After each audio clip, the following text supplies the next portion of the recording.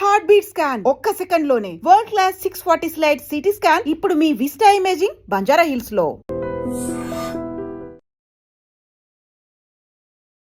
Welcome to iDream. ఈ రోజు మనతో పాటు న్యాచురోపతి డాక్టర్ షగుఫ్తా గారు ఉన్నారు, మాట్లాడదాం. Hello ma'am, welcome to our show. Ma'am, చాలా మందికి మోకాళ్ళ నొప్పులు సాధారణంగా వస్తున్నాయి, ఇప్పుడు యంగేజ్ లోనే వస్తున్నాయి, మనం కామన్ గా చూసుకుంటూ ఉంటాయి. అండ్ మోకాళ్ళ నొప్పులు ఇవి సాధారణమైపోయాయి. అసలు ఇవి ఎందుకు వస్తున్నాయి, రావడానికి కారణాలు ఏంటి, మనం ఎలాంటి జాగ్రత్తలు తీసుకోవాలి? బేసికల్ ఏంటంటే అండి, ఏ జాయింట్ పెయిన్స్ అయినా సరే మెయిన్ రీజన్ కొన్ని విటమిన్ డెఫిషియన్సీస్. అవి మ్యాండేటరీ మన బాడీలో.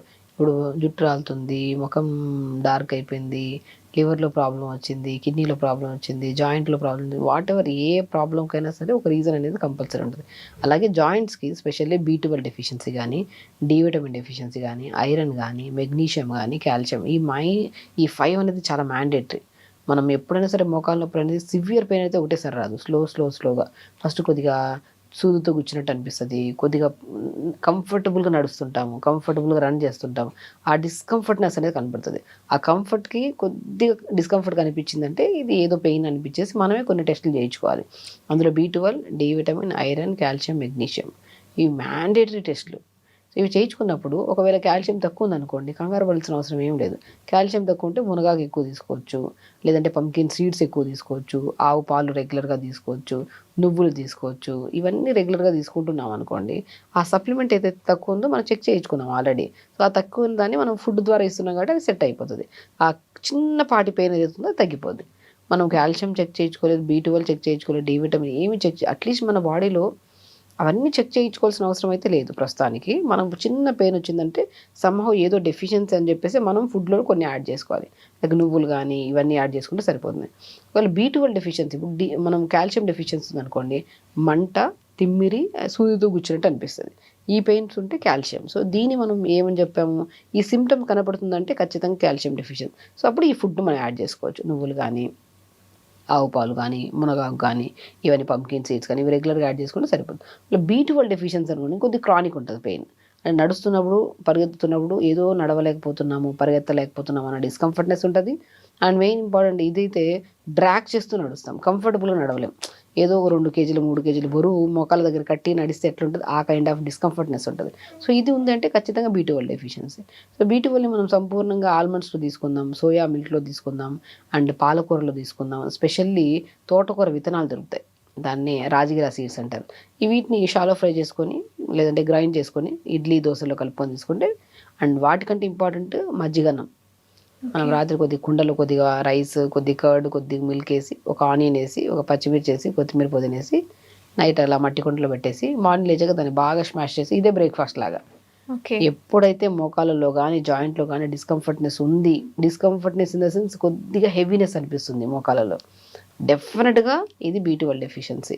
మనం ఇంకా ఆలోచించొద్దు, అన్ని నట్స్ తింటున్నాం అయినా అబ్జార్ప్షన్ లేదన్నప్పుడు మనం మజ్జిగన్నలే కన్వర్ట్ అవుదాం. ఆ మజ్జిగను కూడా నైట్ నానబెట్టి పొద్దున్న లేచాక స్మాష్ చేసుకుని తింటే B12 సప్లిమెంట్ ప్రాపర్గా ఉంటుంది, B కాంప్లెక్స్ అన్నీ ఉంటాయి, మెగ్నీషియం కూడా బాగా దొరుకుతుంది. డెఫినెట్గా మనకు మోకాళ్ళ నొప్పులు స్టార్టింగ్లోనే తగ్గించుకున్నట్టు అవుతుంది.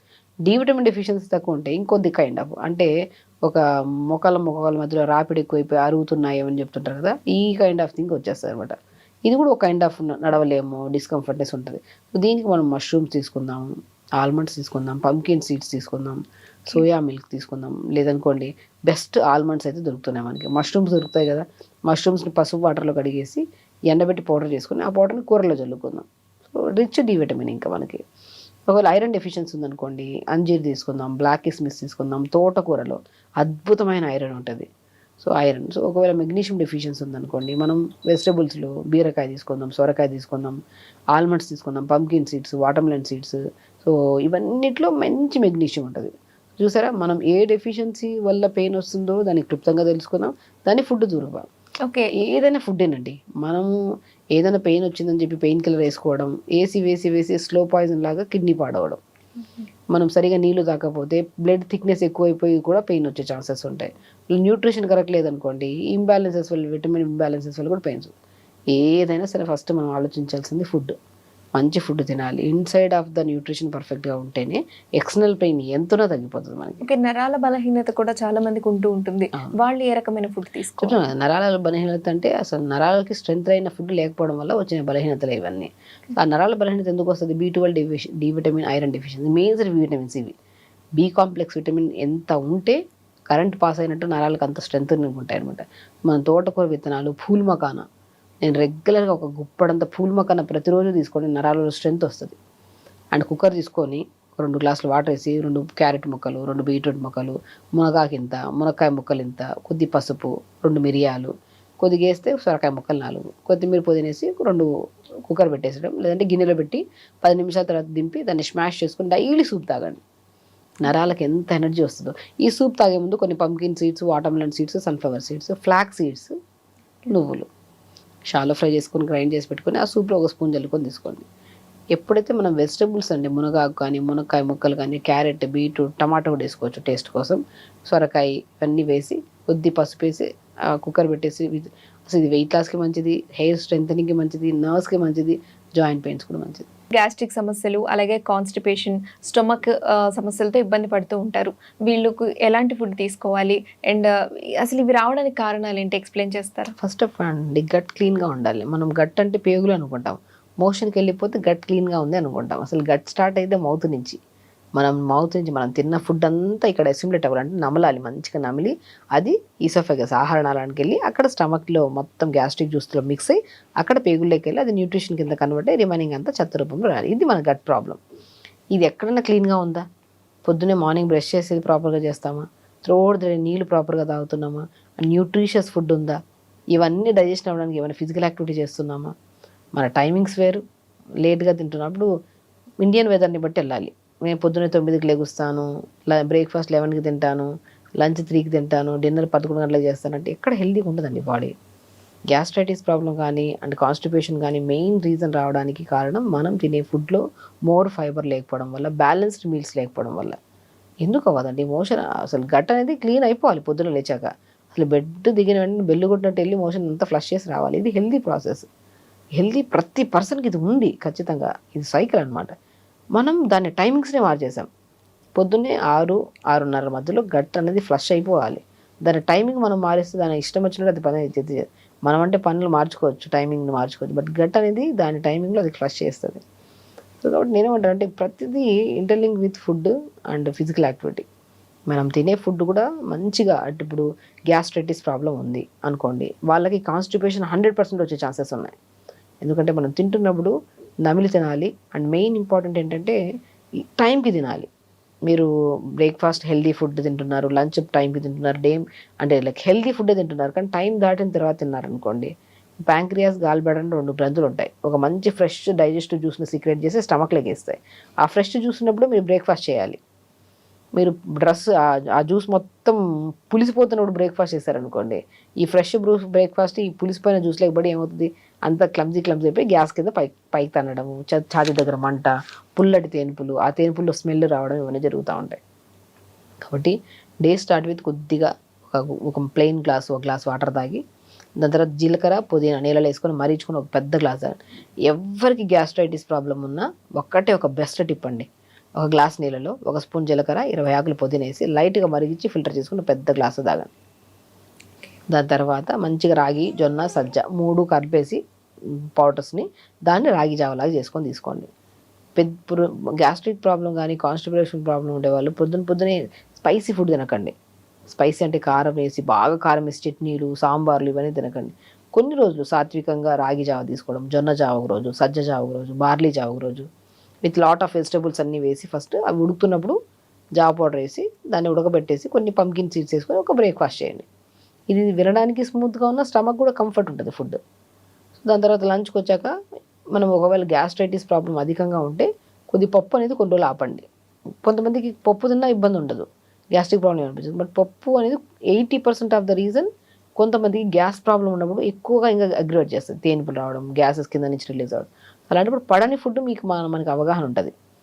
ఎవ్రీ శరీరం అనేది different kind of digestive system process కలిగి ఉంటుంది. కాబట్టి వాళ్ళకి ఏవి పడవో, ఏవి తింటే ఇబ్బంది పడుతున్నారో, ఇబ్బంది పడినా పర్లేదు నాకు టేస్ట్ ఇంపార్టెంట్ అని చెప్పేసి తినేసి ఇబ్బంది పడే బదులు టేస్ట్ కంటే ఇంపార్టెంట్ హెల్త్ కదా అనేసి కొద్దిగా కాన్షియస్ అయ్యి అవి అవాయిడ్ చేయాల్సినవి అవాయిడ్ చేసి కొన్ని రోజులు రెగ్యులర్గా టైంకి ఫుడ్, వాటర్ ప్రాపర్గా తీసుకోవడం, జీరా పుదీనా వాటర్ తాగడం.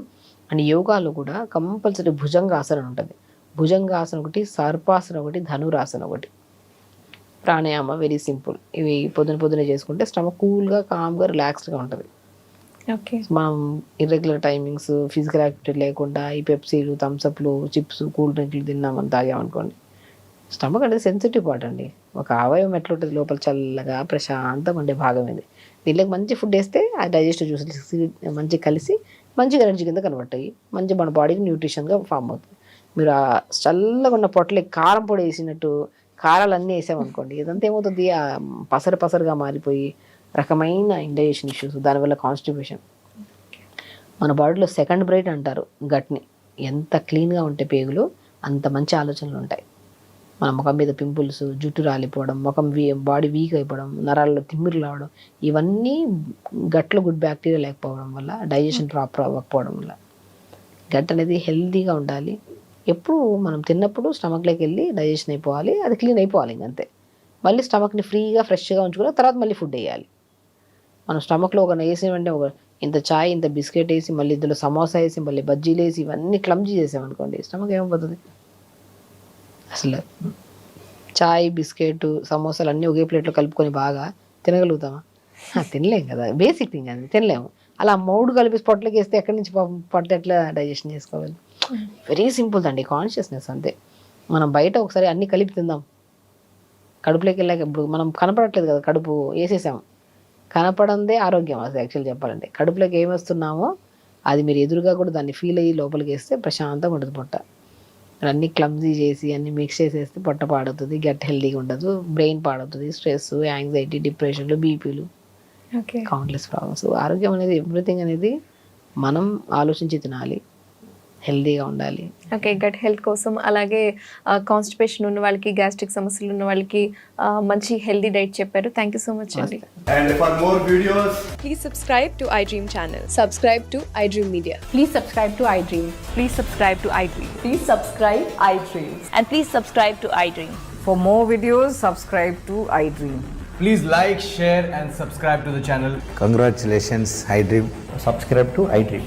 Subscribe to iDream. So subscribe to iDream Media. iDream team andarki huge congratulations. Please subscribe iDream Media. Please subscribe to iDream. Subscribe iDream. Please subscribe to iDream. iDream అంటే నా కళల ఛానల్ను subscribe చేసుకున్న నోరు తిరుగుతలేదు, మీరైతే గంట గుర్తు కొట్టండి. For more such videos, please subscribe to iDream. Subscribe to iDream. Please subscribe to iDream. Please subscribe iDream Media. Please do subscribe to iDream. Please subscribe to iDream Media. For best entertainment and information, please subscribe iDream. And don't forget to subscribe to iDream.